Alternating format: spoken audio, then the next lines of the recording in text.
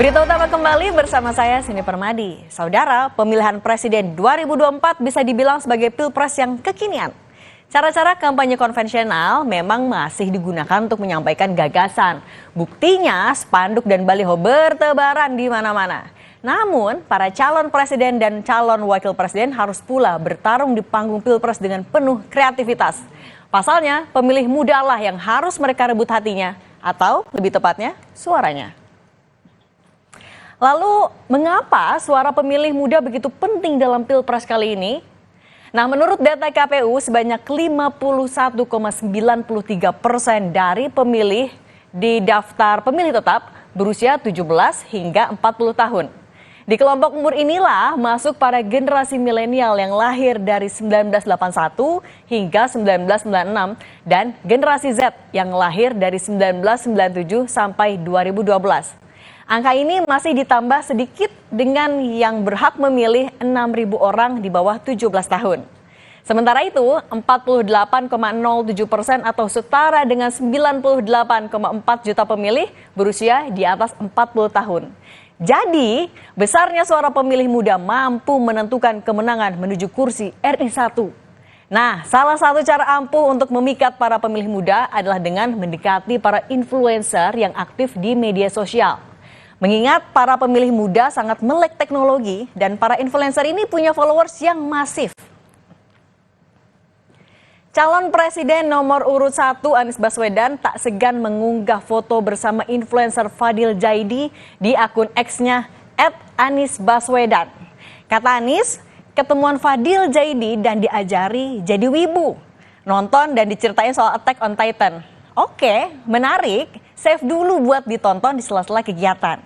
Fadil sendiri memiliki jumlah followers fantastis.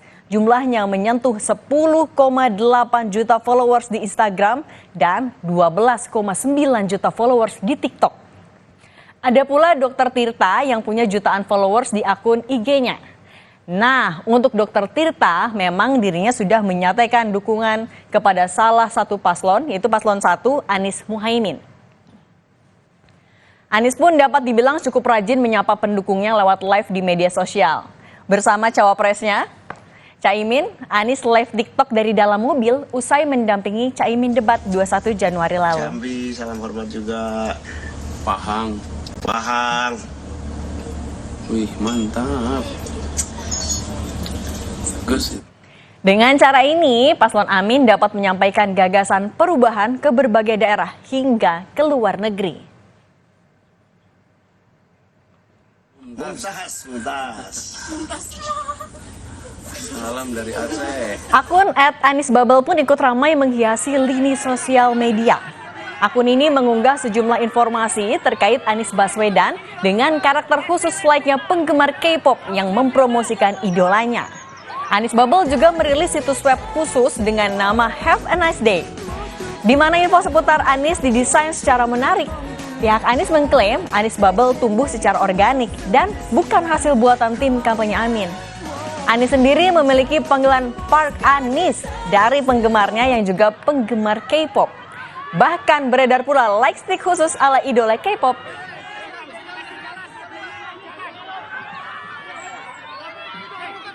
Sementara itu, calon presiden nomor urut 2 juga gemar mengundang para selebritas dan tentu saja influencer. Dua nama papan atas yang terdengar adalah Raffi Ahmad dan Atta Halilintar.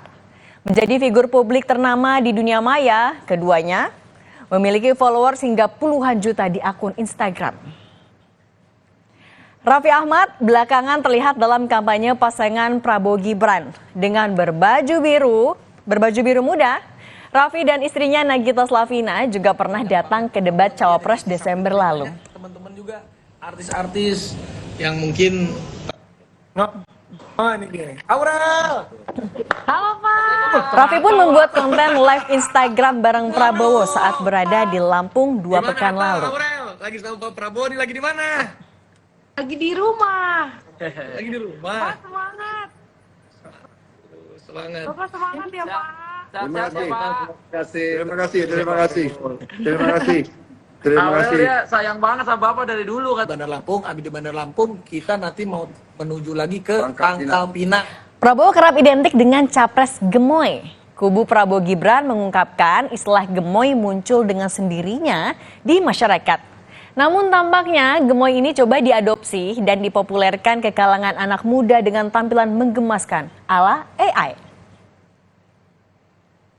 Tak hanya melalui teknologi, strategi gemoy ini dapat dilihat dari gerakan joget para pendukung capres Prabowo yang gemar berjoget pula.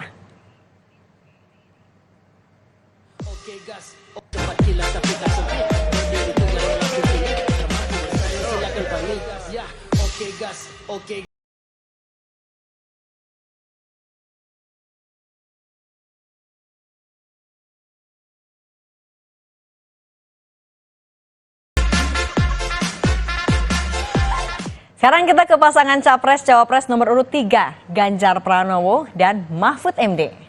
Tim Ganjar Mahfud menyadari nih pentingnya peran influencer dalam Pilpres kali ini. Mereka pun mendekati influencer Tarik Halilintar untuk meraih dukungan dari pemilih muda. Ganjar pun pernah mengunggah momen kebersamaan dengan influencer Fujian. Baik Tarik maupun Fuji memiliki jutaan pengikut di akun media sosialnya. Dan seperti ini unggahan Ganjar Pranowo bersama Fujian. Kalau internet itu 4G, kalau bapak itu 4Me.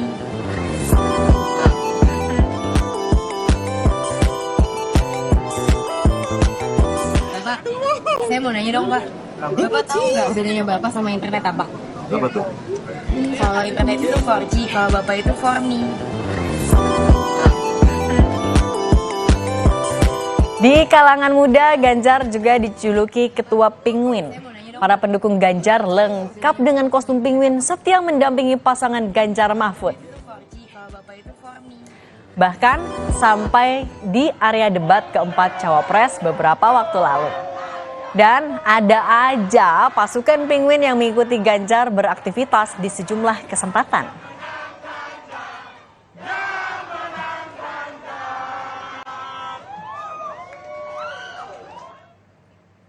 Bukan hanya PDKT dengan pemengaruh di media sosial, para capres dan cawapres juga merapat ke beberapa musisi untuk mencari simpati masa penggemarnya. Calon Presiden nomor urut 1, Anies Baswedan bertemu dengan Raja Dangdut Rhoma Irama di studio Soneta Records di kawasan Cilodong, Kota Depok, Sabtu lalu. Kehadiran Anies di Soneta Records untuk menghadiri acara podcast dengan Rhoma Irama. Rhoma berharap presiden terpilih ke depan mampu memakmurkan bangsa.